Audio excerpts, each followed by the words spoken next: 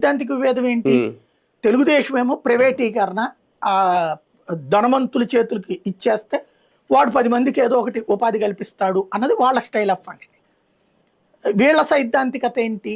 YSR Congress party అనేటటువంటిది సంక్షేమం అంటే వైద్యం లాంటి ప్రభుత్వం చేతిలో ఉండాలి, డెవలప్మెంట్ అనేటటువంటిది ప్రాసెస్లో ఉండాలి, ప్రభుత్వ ఆజమాయిషీలో ప్రైవేట్ వాళ్ళు పనిచేయాలన్నది వీళ్ళ సిద్ధాంతం.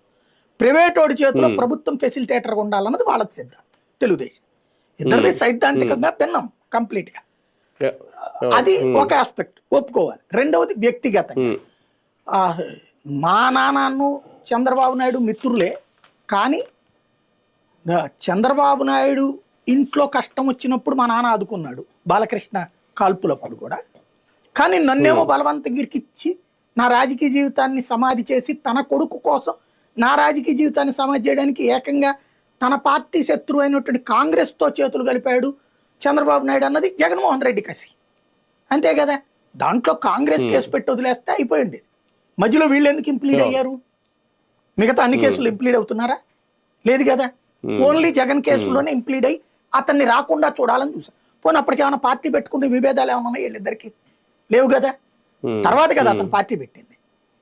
అంటే అర్థం ఏంటి? జగన్ అనేవాడు ఎదిగితే రేపు పొద్దున్న తన కొడుక్కి ప్రాబ్లం అని ముందుగానే తన ఫ్రెండ్ కొడుకుని